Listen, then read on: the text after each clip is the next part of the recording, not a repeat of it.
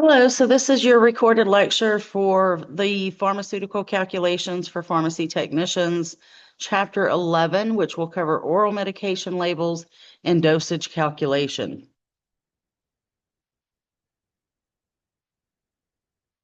So our chapter objectives say that by the end of this chapter, you should be able to determine if the strength or concentration of a drug on hand is the same as the dosage ordered.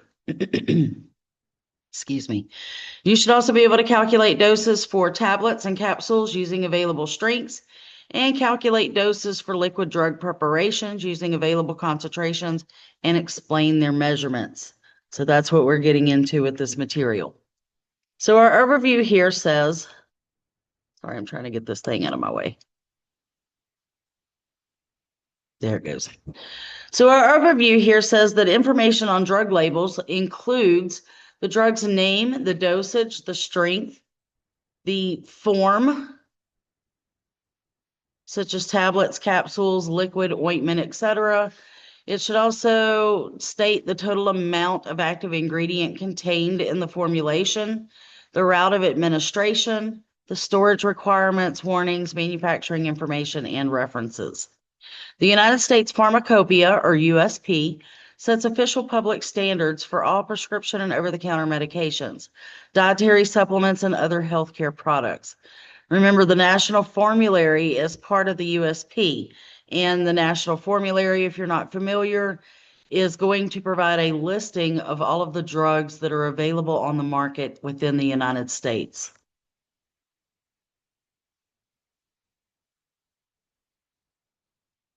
So let's look at the tablet and capsule labels and calculations. Tablet and capsule labels and calculations. When a prescriber orders medications in tablet or capsule form, the pharmacy technician must determine if the strength or concentration of the drug on hand is the same strength as the dosage ordered, and we also have to determine if it is in multiples of the dosage ordered, so that if it's not the same strength, maybe we could still use what it is that we have in stock, and maybe just have the patient take 2 or a half to match the doctor's orders. Sometimes patients should divide that tablet in half, and it's less common, but there are occasions where they might have to divide the tablet into quarters. So here we have a couple of prescription labels or stock bottle labels, if you will. Figure 11.1, A and B shows us labels for Biaxin 250 milligram and Biaxin 500 milligram.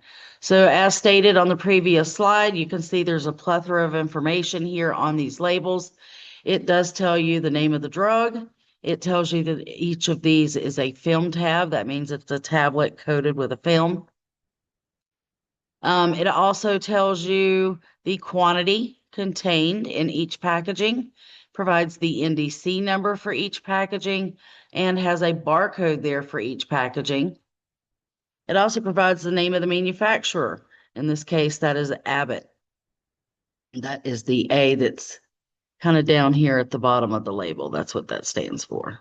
That is Abbott's little signature logo, if you will.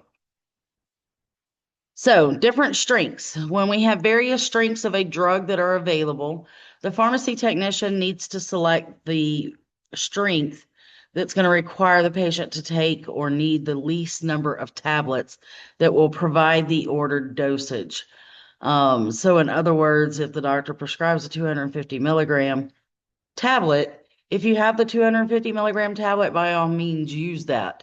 But if we don't, then we might need to go to a 125 milligram tablet and have the patient take 2 at a time. Or we could go the other direction and use a 500 milligram tablet and have the patient take 1/2 at a time. But according to the statement of us choosing the item that's going to provide the least number of tablets, we should try to go with the 500 milligram tablet in the little scenario that I provided, just simply because it's going to require less tablets to fill the order. It's also preferable to give whole, undivided tablets when available. But again, it's probably going to be better to give a patient a half a tablet than to have them having to take 2 tablets. And only your scored tablets should be cut in half.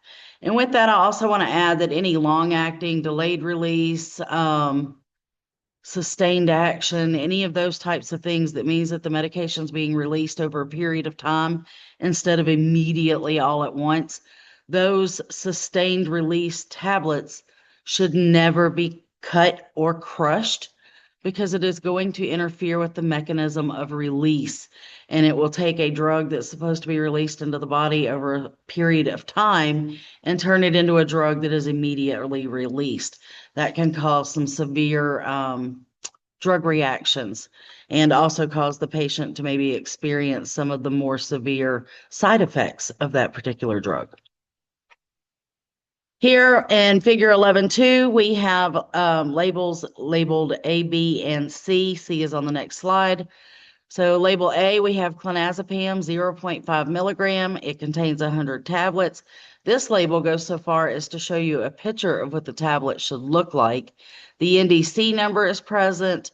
Again, we have a manufacturer listed here. We have storage information. It tells us what temperature this medication should be stored at, so on and so forth. And that same information is available on label B and on label C. So we have a knowledge check activity here. It says if the drug order reads for zidovudine 0.1 gram every 4 hours, and the drug available on hand is zidovudine 100 milligram capsules, calculate the oral medication dosage you would give the patient. So how many pills or how many capsules do we need to give this patient of the zidovudine?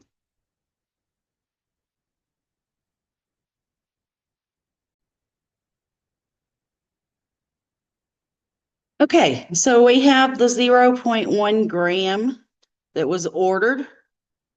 And I've written here just below that, the zidovudine 100 milligram, that's what we have in stock, right? So the first thing that we need to determine is how many milligrams is this 0.1 gram. And remember that there are 3 places between grams and milligrams. Milligrams is to the right of grams. So our decimal is going to move this direction, right? Or you could simply multiply this by 1,000, right? So whichever method works for you, this decimal point though is going to move 3 places that way. So that means that 0.1 gram equals 100 milligrams. So our strengths match for this knowledge check. So we would only have to give 1 capsule per dose.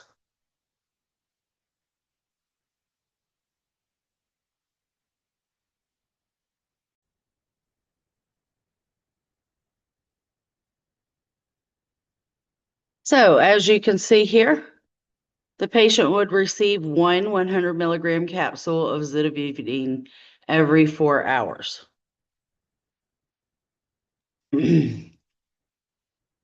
All right, so let's look at our oral solution labels.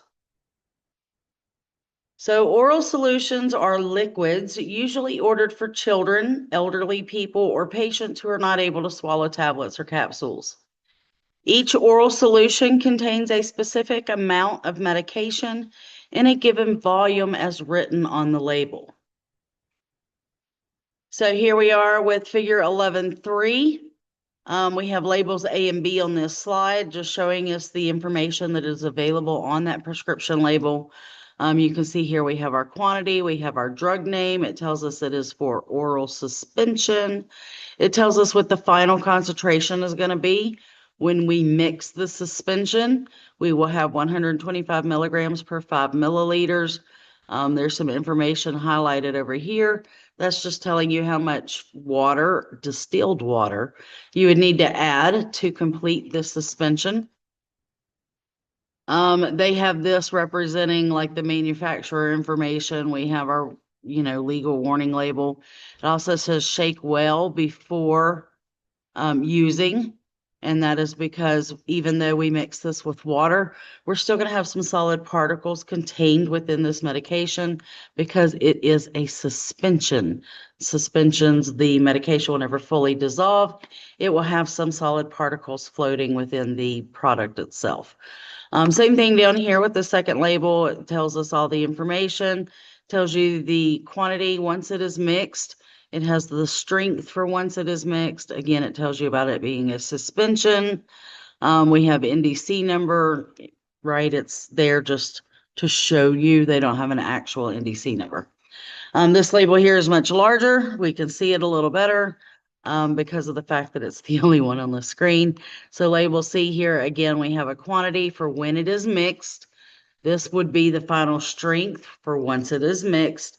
This is still a suspension. Over here, it tells how many milliliters need to be added of water to this product, so on and so forth. So measurement of oral solutions. So when drugs are in solid form, they can be calculated by the number of tablets or capsules contained in the prescribed dosage. With drugs in liquid form, pharmacy technicians must calculate the volume of the liquid containing the prescribed dosage.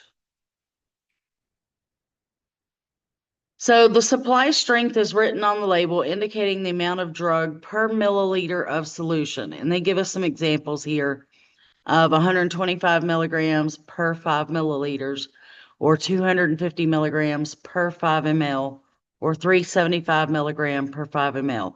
So when it comes to your liquids, whether it's an injectable solution, an oral solution, it doesn't matter. They will always have their strengths expressed per however many milliliters, and that will be the beginning or basis for our calculations. So here's another knowledge check activity. It says if a patient ordered the drug Vistaril 10 milligrams by mouth 4 times a day, and the drug available on hand is 25 milligrams per 5 ml, calculate the drug ordered for 1 dose. So let's get to the whiteboard and look at that. Okay, so the example they gave us said we had a stock solution of 25 milligrams per 5 ml. We are trying to dose the patient with 10 milligrams per dose. Dose, by the way, is the amount of medication that is taken at one single time. So if I'm taking a medicine, let's say I'm taking amoxicillin, 1 pill 3 times a day. The dose would be the 1 pill. Because although I'm taking it 3 times a day, 3 times a day becomes my frequency. That dose is just 1, because each time we take it, we are only taking the 1 pill. So I just wanted to clarify that. So this is not new math, as you can see. We're going to start with what we have, the 25 milligrams per 5 ml. We need 10 milligrams, and we're being asked to calculate how much the patient needs per dose. So we're going to cross multiply this. 5 times 10. That's going to give me 50, right? And if I cross multiply in the other direction, it gives me 25x, which just simply means that I'm eventually going to have to divide that 50 by 25. So 25 goes into 50 2 times. And that is the number of milliliters that I need to dose this patient for each dose.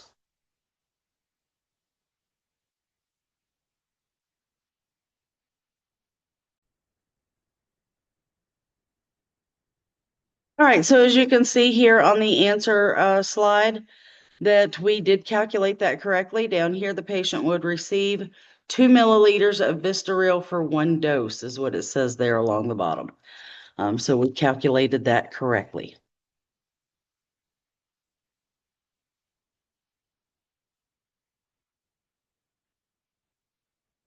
All right, and so that is the end of the actual lecture. Let me work some practice problems for you. That is going to be on a separate video.